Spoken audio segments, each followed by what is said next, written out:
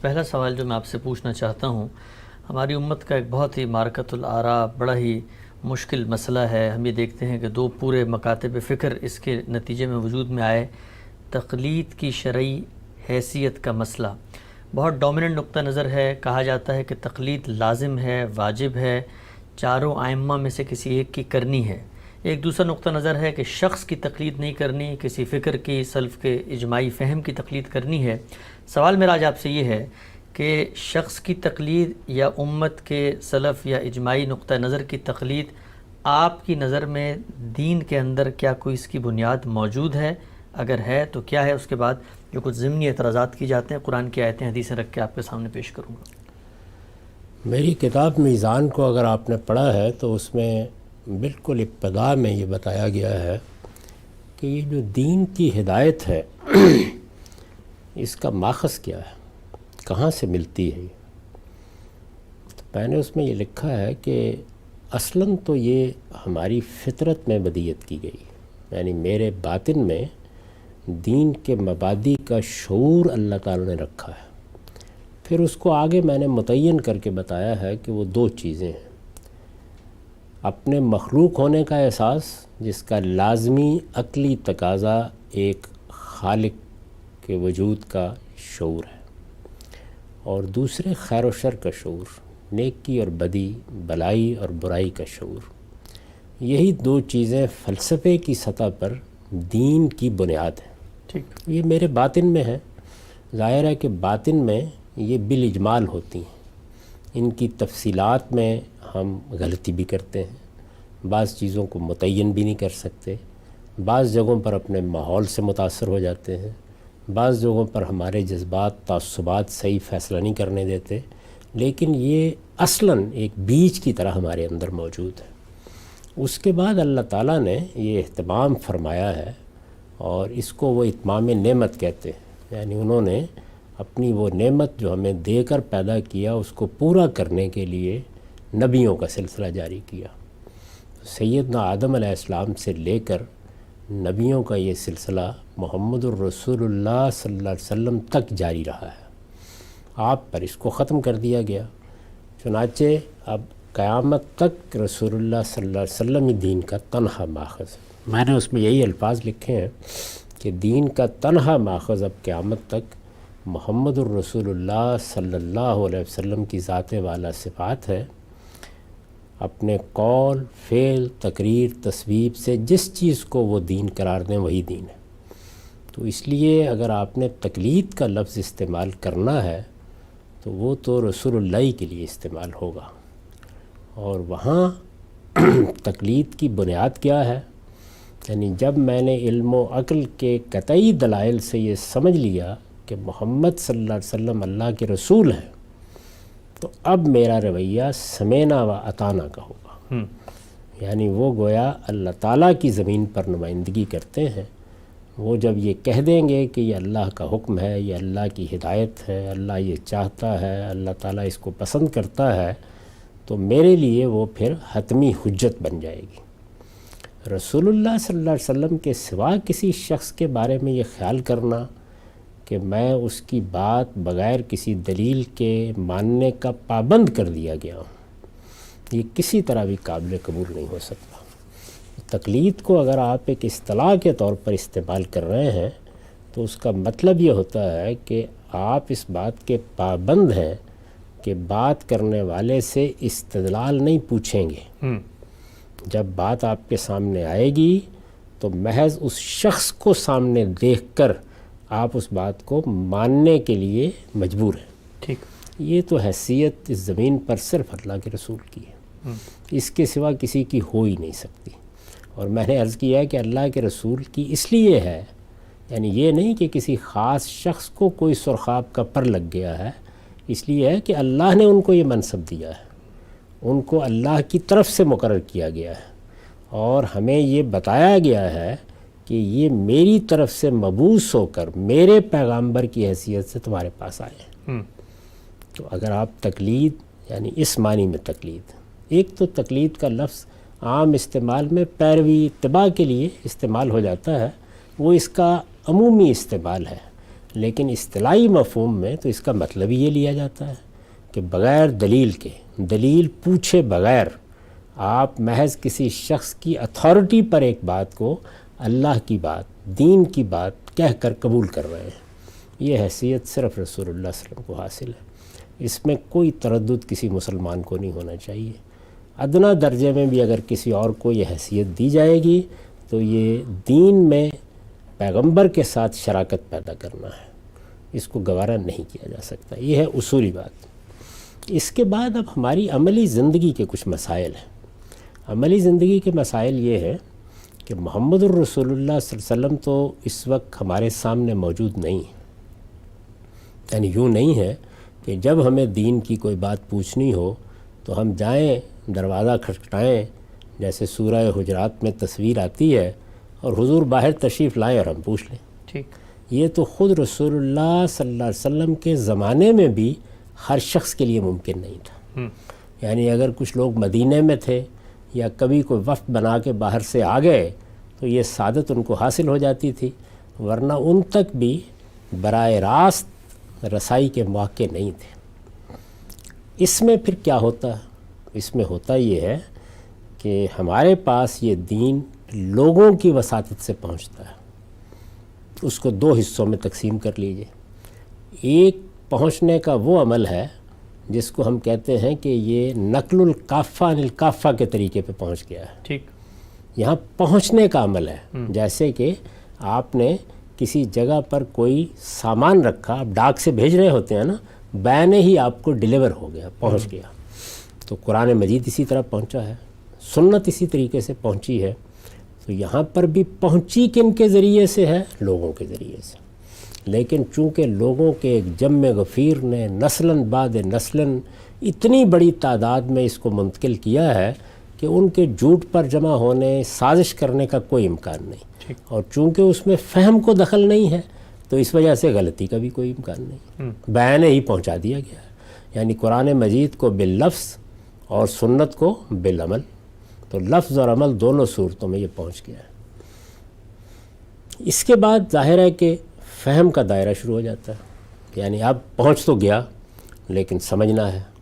تو سمجھنے کے دائرے میں ہمارے پاس جو کچھ ہے وہ سب معرض بحث میں ہے۔ مثلا رسول اللہ صلی اللہ علیہ وسلم نے کسی بات کو کس طرح سمجھا اور کسی موقع پر کسی شخص کے سوال کے جواب میں بیان کیا یا اپنے طور پر فرمایا، وہ بھی کسی ایک دو چار لوگوں نے پہنچایا ہے۔ ٹھیک، وہ اس درجے پر نہیں پہنچ سکتا جس درجے پر سنت اور قرآن پہنچے ہیں۔ وہاں پر بھی یہ بحث ہوتی ہے، معلوم نہیں اس آدمی نے بات ٹھیک پہنچائی ہے، معلوم نہیں غلط پہنچائی ہے، ہو سکتا ہے سمجھنے میں غلطی لگ گئی ہو۔ مختلف رپورٹنگز کو جب دیکھتے ہیں ان میں تضادات سامنے آ جاتے ہیں، تو وہاں پر بھی تحقیق کی ضرورت ہوتی ہے۔ اب دیکھیے تقلید کے مقابل میں لفظ کیا ہے؟ تحقیق۔ تحقیق کی ضرورت پڑ گئی۔ چنانچہ آپ جانتے ہیں کہ کتنے لوگ تھے صحابہ میں سے، تابعین میں سے، تبع تابعین میں سے، جنہوں نے رسول اللہ کے اس طرح کے توضیحی یا تشریحی ارشادات پہنچائے، لیکن لوگوں نے ان کی تحقیق کی، محض ان کے کہنے پر نہیں قبول کر لیا۔ بات کیا ہے، کیسے ہے؟ تو آپ کے ہاں 2-3 صدیاں لگیں، جس کے بعد ہمارے جلیل القدر ائمہ نے یہ بخاری، مسلم اس طرح کی کتابیں ترتیب دیں، اور جب وہ کتابیں ترتیب دے دیں تو اس وقت بھی دروازہ بند نہیں ہو گیا تحقیق کا، کیونکہ انہوں نے بھی یہ بتا دیا کہ ہم انسان ہیں، ہماری تحقیق میں بھی غلطی ہو سکتی ہے۔ ٹھیک، تو یہاں فہم اور تحقیق زیر بحث ہے، محض انتقال زیر بحث نہیں۔ یہی صورتحال قرآن کی کسی بات کو سمجھنے میں رسول اللہ کی بات پیدا ہوگی۔ یہ تو رسول اللہ نے جو کچھ سمجھا اس کی نقل و روایت کا معاملہ تھا۔ صحابہ نے کوئی بات سمجھی، بعد کے علماء نے کوئی بات سمجھی، آج ہم کسی چیز کو سمجھتے ہیں، تو یہ انسانی فہم ہے۔ انسانی فہم میں جو چیز بھی آئے گی وہ دلیل کی بنیاد پر دیکھی جائے گی، اس کی تحقیق کی جائے گی اور سمجھا جائے گا اس کو۔ تو یہ قرآن کے معاملے میں بھی ہوگا، حدیث کے معاملے میں بھی ہوگا، سنت کے معاملے میں بھی ہوگا، ہر چیز میں ہوگا۔ اس میں جو ایک عملی مشکل پیش آتی ہے، وہ مشکل یہ پیش آتی ہے کہ تحقیق کا عمل ہر شخص کر نہیں سکتا، دنیا کے کسی علم میں بھی نہیں کر سکتا۔ ٹھیک، یعنی اس وقت جو سائنس کے علوم ہیں، طب کے علوم ہیں، ہماری روزمرہ زندگی کے کاروباری علوم ہیں، سیاسی علوم ہیں، ان سب میں کچھ لوگ اسپیشلائزیشن کا طریقہ اختیار کرتے ہیں اور وہ تحقیق کرتے ہیں۔ تحقیق کا موضوع ہی در حقیقت گویا اپنے آپ کو اس کے لیے خاص کیے بغیر واضح نہیں ہوتا۔ تو اس کا لازمی عقلی نتیجہ یہ ہے کہ انسانوں کی ایک بہت بڑی تعداد بہت سے علوم کے حقائق کو جو ان کی زندگی سے متعلق ہوتے ہیں، مثلا سب سے بڑھ کر طب متعلق ہوتی ہے، بیمار ہو جاتے ہیں نا ہم، تو ان میں ماہرین پر اعتماد کرنے پہ مجبور ہوتے ہیں۔ میرے نزدیک اس کو تقلید کی بجائے ماہرین پر اعتماد سے تعبیر کرنا چاہیے۔ ماہرین پر اعتماد عام آدمی ہر علم میں کرتا ہے، اور یہ اعتماد پیدا کیسے ہوتا ہے؟ شہرت سے بھی ہوتا ہے، تجربے سے بھی ہوتا ہے، دونوں چیزوں سے ہوتا ہے۔ یعنی بہت سے لوگ اعتماد کر رہے ہیں، ہم بھی کر لیتے ہیں، ایک نے بتایا، دوسرے نے بتایا، تیسرے نے بتایا۔ اسی طریقے سے ہمیں کسی سے کوئی تجربہ پیش آتا ہے، کوئی چیز سمجھنے کے لیے گئے، جاننے کے لیے گئے، تو ایک اعتماد پیدا ہو جاتا ہے۔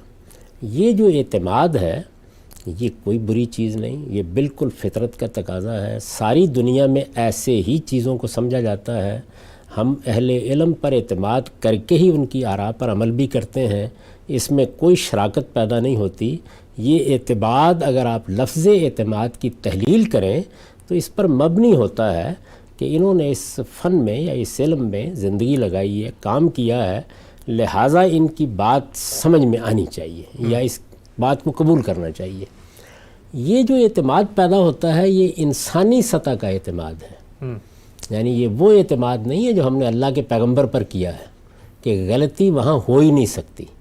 یہ اعتماد ایک عمومی اعتماد ہوتا ہے، کوئی دوسرا صاحب علم اس کی طرف متوجہ کرتا ہے کہ یہاں غلطی ہوئی ہے، ٹوٹ جاتا ہے توجہ دلانے کے نتیجے میں۔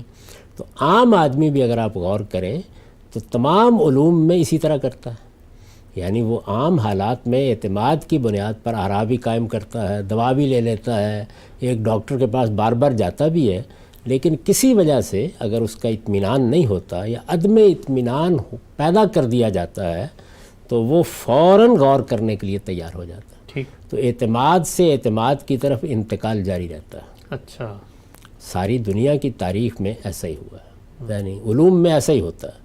ہم اپنے ایک استاد سے سائنس پڑھ رہے تھے اور اسکول میں تھے، بہت زیادہ مطالعہ بھی نہیں تھا، تو یہی سمجھ رہے تھے کہ یہ ٹھیک سائنس پڑھا رہے ہیں۔ ایک دوسرے ہیڈ ماسٹر صاحب نے کسی موقع کے اوپر ان کا لیکچر سنا اور اس کے بعد انہوں نے کہا کہ یہ تو انٹ سنٹ معلوم نہیں کیا پڑھا دیتے ہیں، تو ظاہر ہے کہ بچوں کا اعتماد بھی مجروح ہو گیا۔ تو اس کے بعد آپ یہ سوچتے ہیں کہ اچھا کسی بہتر استاد کے پاس جاتے ہیں۔ تو اعتماد سے اعتماد تک کا یہ انتقال جاری رہتا ہے۔ عام آدمی کے لیے صحیح رویہ یہ ہے، اور یہی رویہ صحابہ کرام کا تھا، یہی رویہ تابعین کا تھا۔ کبھی کسی کو یہ خیال نہیں ہوا کہ کسی ایک شخص کے ساتھ باندھ دینا یہ دین کا تقاضا ہے۔ تو میرے نزدیک اسی رویے اور اسی روش کو جاری رہنا چاہیے کہ آپ اپنی زندگی میں محقق بن کے نہیں بیٹھ سکتے، عام آدمی کا یہ کام بھی نہیں ہے۔ اور تجربے کی بات یہ ہے کہ عام آدمی اگر صحیح کمپیٹنس پیدا کیے بغیر یا صحیح اہلیت پیدا کیے بغیر تحقیق کرنے بیٹھ جائے تو ممکن ہے کہ لوگوں کو مار ڈالے۔ ویسے تو میں نے دیکھا ہے کہ بہت سے دیہات میں کویکس ہوتے ہیں، بڑے اعتماد کے ساتھ دوائیں دے رہے ہوتے ہیں، لیکن وہ لوگوں کو برباد کر ڈالتے ہیں۔ تو اس لیے عام آدمی کے لیے صحیح راستہ یہی ہے کہ وہ اپنے اعتماد کو عقل کی روشنی میں، علم کی روشنی میں، تجربے کی روشنی میں منتقل کرتا رہتا ہے، اور یہی اس کی تحقیق ہے، وہ اس سے زیادہ کر نہیں سکتا۔ تو اس کو آپ دو حصوں میں بانٹ لیجئے۔ وہ لوگ جن کے پاس اہلیت ہے، جو کسی علم میں اختصاص رکھتے ہیں، ان کے لیے تو تقلید کا یا اعتماد کا لفظ بھی گالی ہے۔ وہ کیوں کریں گے؟ ان کا کام یہ ہے کہ جہاں انہیں کوئی سوال پیدا ہوگا وہ خود تحقیق کریں گے اس کی، اور کرنی چاہیے۔ یعنی سوال پیدا ہو گیا، اشکال پیدا ہو گیا، سامنے آ گیا، اب میں کیوں تحقیق نہیں کروں گا اگر میں اہلیت رکھتا ہوں؟ عام آدمی یہی کرے گا کہ ایک جگہ کے اوپر یا ایک طبیب کے پاس یا ایک عالم کے پاس یا ایک استاد کے پاس اس کو کچھ اضطراب ہے، سمجھ میں نہیں آئی بات اس کی، تو وہ کسی دوسرے کے ساتھ اس کو کنسلٹ کرے گا، تیسرے سے کرے گا، اور یہی معاملہ ہم تمام علوم فنون میں کرتے ہیں۔ یہ اتنی بڑی وبا دنیا میں پھیلی ہے، اس میں ماہرین اپنی تحقیقات کے نتائج بیان کر رہے تھے۔ پہلی مرتبہ ہم نے پچھلے 1.5-2 سال میں دیکھا کہ یہ نتائج کیسے لمحے لمحے میں تبدیل بھی ہوتے ہیں، یعنی ان میں وہ استحکام نہیں تھا جو برسوں کی تحقیق کے نتیجے میں پیدا ہو جاتا ہے، تو اس میں آراء بھی بدل رہی تھی، نقطۂ نظر بھی بدل رہے تھے، اور اسی طریقے سے ایک کے بعد دوسری اطلاع میں عام لوگ شفٹ بھی کر رہے تھے، لیکن اسی طرح کرتے ہیں، یعنی بہت سے ماہرین کی آراء دیکھیں گے، بہت سی باتیں سنیں گے، مزید تردد پیدا ہو تو اس کو دیکھیں گے۔ تو عام آدمی کا رویہ یہ ہے اور علماء کا رویہ وہ ہے۔ تو اس میں جو لفظ آپ نے تقلید بولا ہے وہ تو کسی جگہ بھی نہیں ہونا چاہیے، اور سچی بات یہ ہے کہ یہ جو تقلید کا تصور پیدا ہوا یہ کوئی مذہبی تصور تھا بھی نہیں۔ اچھا، یہ حقیقت میں ایک انتظامی مسئلہ تھا، یعنی مسلمانوں نے جب اپنی ایک بڑی سلطنت قائم کر لی تو اس بڑی سلطنت میں اب فیصلے ہونے ہیں، یہ فیصلے عدالتوں نے کرنے ہیں، قاضیوں کا تقرر کر دیا گیا ہے، تو آپ قانونی نظام کو انتشار کے سپرد نہیں کر سکتے۔ اس میں یہ اس طرح کی بات کی گئی کہ اب انتظامی وحدت کا تقاضا ہے کہ تمام قاضی کسی ایک فقہ کے مطابق فیصلے کریں۔ یہی وجہ ہے کہ بہت بڑے پیمانے پہ ہم نے دیکھا کہ یہ سلطنت عباسیہ میں یا عثمانیوں کے ہاں یا پھر ان کے تحت جو سلطنتیں قائم ہوئیں، خوارزم شاہی تھے، سلجوقی تھے، مغل تھے، تو وہاں یہ حنفی فقہ کو شیوع ہو گیا۔ ایسی ہی صورت مغرب کے ممالک میں مالکی فقہ کو ہوئی۔ تو یہ انتظامی ضرورت تھی، اصلاً انتظامی ضرورت کے تحت بسا اوقات آپ کسی قانونی نظام کا لوگوں کو پابند کرتے ہیں، جیسے کہ ہم پاکستان میں ہمارا ایک مجموعہ تعزیرات ہے، اسی طرح کوئی قانون سازی ہو گئی ہے تو ہم اپنی عدالتوں کو پابند کرتے ہیں کہ وہ اس دائرے سے باہر فیصلے نہ کریں۔ تو تقلید پہ کوئی گفتگو بھی دینی لحاظ سے نہیں ہونی چاہیے۔ دینی لحاظ سے تقلید صرف پیغمبر کی ہے، باقی سب انسان ہیں، سب کے سب غلطی کر سکتے ہیں، اور عام آدمی کو بھی، عالم کے لیے تو یہ حرام کے درجے کی چیز ہے، لیکن عام آدمی کو بھی اعتماد کی بنیاد کے اوپر فیصلے کا حق ہے۔ وہ عمل کرے گا، کھٹک پیدا ہو جائے یا پیدا کر دی جائے تو اسے اپنا اعتماد منتقل کرنا چاہیے۔ یہ جزون بھی ہوتا ہے، کلی طور پر بھی ہوتا ہے، یعنی ایک مسئلے میں مجھے اطمینان نہیں ہوا، میں نے کسی دوسرے صاحب علم کی بات کو زیادہ موزوں، زیادہ قابل قبول پایا۔ اس میں عام طور پر یہ کہا جاتا ہے کہ لوگ اس میں اپنی خواہش کی پیروی کریں گے، تو میرے نزدیک خواہش کی پیروی سے روکنا یہ تذکیر اور نصیحت کا موضوع ہے۔ یہ اس کا موضوع نہیں ہے کہ لوگوں کو کسی رسی کے ساتھ یا کلادے میں باندھ دیا جائے، نہیں، ان کو فطرت کے راستے ہی پر چھوڑا جائے گا۔ ان کی تربیت کرنی چاہیے کہ وہ چیزوں کو دلیل کی بنیاد پر سنیں، قبول کریں اور اسی بنیاد پر فیصلے کریں۔ ان کا دلیل کی بنیاد پر فیصلہ اس سطح پر کبھی نہیں ہو سکتا جو محققین کی سطح ہے۔ وہ اسی طرح کرتے ہیں کہ ایک ظاہری طور پر چیزوں کو زیادہ معقول، زیادہ موزوں، زیادہ قابل عمل پاتے ہیں اور اس کے اوپر عمل کر لیتے ہیں۔ اعتماد مجروح ہوتا ہے تو اپنے اعتماد کو تبدیل کر لیتے ہیں۔ تو جو تقلید ہمارے ہاں کہی جاتی ہے یہ کوئی دینی چیز نہیں ہے، یہ اصل میں ایک انتظامی مسئلہ تھا۔ انتظامی ضرورت بھی اب ختم ہو چکی ہے، اس لیے یہ بحث بالکل بے معنی ہے۔ ہم سب بہت ہی تفصیل سے آپ نے اس سوال اور اس مسئلے کے تمام پہلوؤں کا احاطہ کیا۔ کچھ ضمنی چیزیں میں پوچھنا چاہوں گا آپ سے۔ یہ جو آخر میں آپ نے بات فرمائی کہ بالعموم جو لوگ تقلید پہ اصرار کرتے ہیں ان کا یہی کہنا ہے کہ جب آپ نے عام آدمی کی طرف سے اس سفر کا آغاز کر دیا، پہلے تو یہ تھا کہ رسول اللہ کی بات علماء نے سمجھی، علماء پر اعتماد کر کے ایک آدمی نے ان کی تقلید یا پیروی کا عمل شروع کر دیا، تو اب معاملہ اوپر سے نیچے آ رہا ہے اور اس میں کسی انحراف، کسی ڈیویشن کا خطرہ نہیں ہے۔ لیکن جب عام آدمی کو آپ یہ کہتے ہیں کہ وہ اپنا اعتماد شفٹ کر لے، تو اس میں تو نہ تحقیق کی صلاحیت ہے، نہ تنقیق کی صلاحیت ہے، نہ وہ زبان جانتا ہے، نہ اس کو 17 علوم آتے ہیں، تو وہ یہ جو شفٹ کرنے کا عمل ہے اس کے پاس بنیاد کیا ہوگی؟ میں ایک چھوٹا سا آپ کو واقعہ بتا کر چاہوں گا، آپ اس پورے پہ تبصرہ کریں۔ کہتے ہیں کہ کسی بڑے عالم سے کسی عام آدمی نے کوئی مسئلہ پوچھا، انہوں نے بتایا، تو اس نے کہا کہ اس کی دلیل کیا ہے؟ تو انہوں نے کہا بھئی تم مقلد ہو یا مجتہد؟ مجتہد ہو تو اجتہاد کرو، مقلد ہو تو پیروی کرو، کیونکہ تمہارے اندر تو دلیل کو انالائز کرنے کا مادہ ہی نہیں رکھا گیا۔ عام آدمی کے ہاتھ میں جب یہ سب کچھ دے دیا تو وہ تو کبھی ادھر، کبھی ادھر، کبھی ادھر۔ دیکھیے، استدلال کی دو سطحیں ہوتی ہیں۔ ایک خالص فنی استدلال ہوتا ہے، اس میں کوئی شبہ نہیں کہ اس سطح پر اہل علم ہی رائے قائم کرتے ہیں، اور اب بھی جب وہ اعتماد کو منتقل کرے گا تو اہل علم سے اہل علم کی طرف ہی منتقل کرے گا. وہ تو اسی سطح پہ فیصلے کرتے ہیں. ایک وہ دلیل کی یا استدلال کی سطح ہے جس میں عام آدمی کو آپ بات سمجھاتے ہیں. یعنی مثال کے طور پر اگر کوئی بات اس کی سمجھ میں نہیں آ رہی اور آپ نے بتایا اس کو کہ اللہ کی کتاب میں یہ بات ایسے لکھی ہوئی ہے, اللہ کی کتاب کے ترجمے موجود ہیں, وہ ان کو دیکھ سکتا ہے, اگر نہیں سمجھے گا تو آپ سے سمجھ سکتا ہے کہ اس ترجمے سے کیا مراد ہے. کوئی حدیث ہے زیر بحث آ گئی ہے, سنت تو خیر ایک ایسی چیز ہے کہ جس کے بارے میں کوئی اختلاف ہی نہیں ہوتا, وہ مسلمان امت کے اندر شائع و ضائع ہے. تو عام آدمی اس سطح کی دلیل پوچھتا ہے. میرے نزدیک اس بیچارے نے بھی اسی سطح کی دلیل پوچھی ہوگی. اس کا جواب یہ نہیں تھا. اس کا جواب یہ تھا کہ اس میں استدلال کے وہ پہلو جو علمی اور فنی ہیں اس کو تو کوئی صاحب علمی سمجھے گا, لیکن میں یہ بات کس بنیاد پر کہہ رہا ہوں یہ میں تمہیں تمہاری سطح پہ آ کے سمجھا دیتا ہوں. یہ کرنا چاہیے, ہر صاحب علم کو کرنا چاہیے.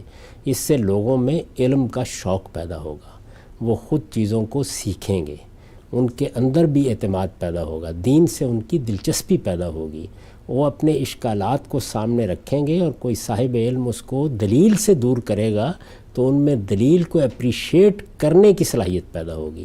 وہ چیزوں میں نقد کرنا سیکھیں گے. اور کیا بعید ہوتا ہے کہ کوئی بہت ذہین آدمی جو بظاہر ٹیکنیکلی ان علوم سے واقف نہیں ہے, اس کا کوئی سوال خود کسی بڑے عالم کو سوچنے پہ مجبور کر دے. تو اس کا بارہا تجربہ ہوا ہے. اچھے اکابر اہل علم نے, دین کے عارفین نے اس کو بیان کیا ہے کہ بعض اوقات کسی عام آدمی کے سوال نے, کسی کے اشکال نے, کسی کے تردد نے ہمارے اوپر ایک اور راز کھول دیا یا علم کی کوئی اور بات روشن ہو گئی. تو میرے نزدیک اس میں صحیح طریقہ یہ ہے, عام آدمی اگر اطمینان نہیں محسوس کرے گا تو اس کا یہ عدم اطمینان پہلے مرحلے میں آپ سے ہوگا. آپ اصرار کریں گے کہ تم اس دائرے سے باہر نہیں جا سکتے تو پھر وہ آہستہ آہستہ دین پر عدم اطمینان کی صورت اختیار کر لے گا. اس وقت اگر آپ دیکھیں تو ہمارے معاشرے میں خاص طور پر ہماری نئی نسلیں, پڑھے لکھے لوگ, وہ دین کے معاملے میں عدم اعتماد کا شکار ہو گئے. بڑی تعداد ہے, آنکھیں بند کر لیں تو الگ بات ہے, لیکن بہت بڑی تعداد ہے. آپ کسی ملک میں چلے جائیں, آپ کو نئی نسل میں پڑھے لکھے لوگوں میں ایک بہت بڑی تعداد ایسے لوگوں کی ملے گی. اس کی بنیادی وجہ کیا ہے؟ ہمارے علماء کا یہ رویہ. اگر آپ اس طریقے سے لوگوں سے کہیں گے کہ یا تو مجتہد بنو, یعنی یہ سب کام چھوڑو, دکان بند کرو, طبیب ہو تو اپنا کلینک بند کرو, جاؤ تحقیق کرو, یہی کہا گیا نا اس میں, اس جواب میں, مجتہد بنو جا کے. بن نہیں سکتا ہر آدمی. اچھا, ورنہ میں تمہیں سمجھانے کے لیے بھی مکلف نہیں. تو اگر آپ یہ جواب دیں گے تو کچھ دیر کے بعد آدمی کہے گا کہ ایک رسول تو آپ نے منوا لیا, اگر مجھے یہ ہر روز ایک کو رسول ماننا ہے تو بہتر یہ ہے کہ پھر میں آزادانہ زندگی بسر کرتا ہوں. تو میرے بھائی, یہ جو ایک ڈاکٹر سے بھی اگر آپ پوچھتے ہیں کہ آپ کی بات میری سمجھ میں نہیں آ رہی, تو وہ آپ کو شفقت سے سمجھانے کا پابند ہے. یہ ایک بڑے عالم کا اصلی کمال ہے کہ وہ عام آدمی کی سطح پر آ کر اس کو مطمئن کر سکے کہ یہ بات ہم اس اصول پر کہہ رہے ہیں. ورنہ اصل میں وہ محض چیزوں کو یاد کر لینے والا عالم ہے, اس کے ہاں وہ فکر نہیں پیدا ہوا کہ جس میں چیزوں کی تحلیل کر کے آپ عام آدمی تک اس کو لا سکتے ہیں. ٹھیک, تو میرے نزدیک صحیح رویہ یہ ہے. اچھا, ہم سے بھی بتائیے گا, ابھی آپ نے فرمایا کہ عام آدمی کو تردد لاحق ہوا, اپنے کسی صاحب علم کی بات سے مطمئن نہیں ہوا تو وہ اعتماد شفٹ کر لے گا. اب جب وہ اعتماد شفٹ کرتا ہے, مثلا ایک مسئلے میں اس کا اعتماد ایک عالم پہ تھا, دوسرے مسئلے میں اعتماد نہیں ہوا, شفٹ کر کے کہیں اور چلا گیا. اب پہلے مسئلے میں تو عالم ایک پورے تصور, ایک پورے اصولوں کے تحت دین کو سمجھ رہا ہے, دوسرے عالم کے پاس گیا, وہ اپنے تصورات سے دین کو سمجھ رہا ہے, اس کے اپنے اصول فہم دین ہیں. تو اب یہ تو عام آدمی تو پھر کانٹرڈکشن میں چلا گیا, ایک مسئلے میں دوسرے اصول دین پہ اپلائی کر کے ایک نتیجہ لے لیا, اور دوسرے مسئلے میں تو ہر جگہ پر ہر مسئلے میں نئے اصول دین, نئے تفہیم کے ساتھ وہ دین کو سمجھ رہا ہے. تو یہ تو پھر زیادتی ہے. ہر عالم اس کا پابند ہے کہ وہ اپنے اصول میں کنسسٹنٹ ہو. یعنی اگر کسی عالم کے ہاں اصول میں اس نوعیت کا استحکام نہیں ہے تو وہ ہوچ پوچ باتیں کرتا ہے. یہ عالم کے لیے ضروری ہے. عام آدمی کو اس کا پابند کس نے کیا ہے؟ وہ تو اس کی صلاحیت نہیں رکھتا. عام آدمی وہی کرے گا جو صحابہ کرتے تھے, تابعین کرتے تھے. ایک بات پوچھی ایک شخصیت سے یا ایک بڑے آدمی سے, اطمینان نہیں ہوا, کسی دوسرے سے پوچھ لی. تو وہ سب دین کے دائرے میں ہوتے ہیں کیا آپ یہ کہنا چاہیں گے کہ ابو حنیفہ، شافعی، مالک یہ کسی گمراہی کی تعلیم دے رہے ہیں؟ غلطی ہو سکتی ہے، کوئی فرق نہیں پڑتا، عام آدمی اس سے زیادہ کا مکلف ہی نہیں ہے۔ یعنی عام آدمی نے جب ایک ہی شخص کا انتخاب کیا تو اس ایک ہی شخص کا انتخاب کرنے میں بھی اس کا امکان تو موجود ہے نا کہ اس ایک شخص نے بہت سے معاملات میں غلط رائے قائم کی ہو سکتا ہے نا یہ۔ تو اگر وہاں آپ اس کو مان رہے ہیں تو یہاں بھی کوئی حرج نہیں، اچھا غلطی ہو گئی، اس سے کیا فرق پڑتا ہے؟ عام آدمی کو کیا اللہ کے پیغمبر نے اس کا مکلف کیا کہ تم نے ہر چیز کو اس کے اصلی، اصولی اور اس کے بنیادی مواقف کے اندر رکھ کر جاننا اور سمجھنا ہے؟ وہ ایسے نہیں سمجھتا۔ تو اللہ تعالیٰ نے جو اصول بیان کیا وہ یہ ہے کہ یبلوکم فی ما آتاکم، اللہ امتحان بھی اتنا ہی کر رہا ہے جتنا اس نے دیا ہے۔ جس کے پاس اعلیٰ درجے کا علم ہے، علمی صلاحیت ہے، اس کا کام ہے وہ تحقیق کرے، وہ اس کے لیے جواب دہ ہوگا کہ اس نے کھٹک کے باوجود تحقیق کیوں نہیں کی۔ اور میں یہ جو کھٹک کے باوجود بات کر رہا ہوں، ایسے بیسیوں مسائل ہوتے ہیں جن کے بارے میں ایک بڑے سے بڑا عالم زندگی بھر کوئی کھٹک نہیں محسوس کرتا، اور وہ پہلے سے جو علماء کی آرائیں انہیں پر عمل کر رہا ہوتا ہے۔ عام آدمی بھی ایسے ہی کرتا ہے۔ کوئی کھٹک پیدا ہو گئی، کھٹک تو اصل میں پہلے مرحلے میں ایک عالم کے بیان سے ہوگی، آپ اس کھٹک کو دور نہیں کریں گے، وہ کانٹا نکالیں گے نہیں، وہ اصل میں دین پہ کانٹا جا کے چپ جائے گا۔ تو اس لیے یہ کبھی بھی نہیں کرنا چاہیے، اور اس سے کوئی قیامت نہیں آئے گی۔ عام لوگ ایسے ہی کرتے ہیں، ایک معاملے میں انہوں نے سیدنا علی کی رائے کو بہتر سمجھا، دوسرے میں سیدنا صدیق کی، تیسرے میں سیدنا عبداللہ بن مسعود کی۔ صحابہ کرام میں آپ دیکھیں، آثار کی کتابوں میں بالکل ایسے ہی لوگ رائے قائم کرتے ہیں۔ انہوں نے عمل کرنا ہوتا ہے، البتہ کہیں اعتماد مجروح ہو جائے تو پھر ظاہر ہے کہ توجہ دلانی چاہیے، اور خود آدمی کو بھی توجہ کرنی چاہیے کہ وہ بہتر راستہ اختیار کرے، اور تھوڑی بہت تحقیق کرنے کی صلاحیت بھی لوگوں میں ہوتی ہے۔ تاہم عام آدمی اس کا بالکل مکلف نہیں ہے کہ وہ ایک نظام فکر کے اندر رہ کر آرا قائم کرے، یہ عالم کی ضرورت ہے۔ عالم اگر ایسا نہیں کرتا تو عالم نہیں ہے۔ ٹھیک ہے، ہم سب آخری سوال آج کی نشست کے حوالے سے دو نقطہ ہے نظر۔ پہلے پہ تو بہت وضاحت سے آپ نے بات بیان کر دی کہ کسی شخص کی تقلید نہیں ہے، اعتماد شفٹ ہوگا، آدمی کا اپنا سفر ہے، پیروی پیغمبر کی تقلید صرف ان کی دین کا تنہا ماخذ۔ یہ جو دوسرا نقطہ نظر ہے، ہمارے ہاں اہل حدیث نقطہ نظر کہا جاتا ہے، یا سلف کا نقطہ نظر، سلفی نقطہ نظر کہا جاتا ہے، تقلید شخصی کا تو انکار ہے، لیکن وہ کہتے ہیں کہ اس سے نکلیں، پوری امت کا جو فہم ہے کم سے کم اس کے سامنے سرنڈر کر دیں، تو وہاں پھر ایک بڑے دائرے میں تو تقلید ہو رہی ہوگی نا۔ دیکھیے، یہ آپ ایک جگہ سے دوسری جگہ چلے گئے تو تقلید کے مدارج تو ہمارے ہاں رائج ہیں۔ مثلا بعض لوگ یہ کہتے تھے اور اصرار کرتے تھے اور اب بھی کرتے ہیں کہ آپ کسی ایک امام کی بات مانیں گے۔ بعض لوگ کہتے ہیں کہ نہیں ٹھیک ہے، آپ ائمہ اربعہ کے اندر رہیں گے، اور بعض اس سے آگے بڑھ کے کہتے ہیں کہ جو سلف کی انٹرپریٹیشن ہے اس سے آپ نہیں نکلیں گے۔ تو یہ تینوں درجے تقلید ہی کے درجے ہیں بنیادی طور پر۔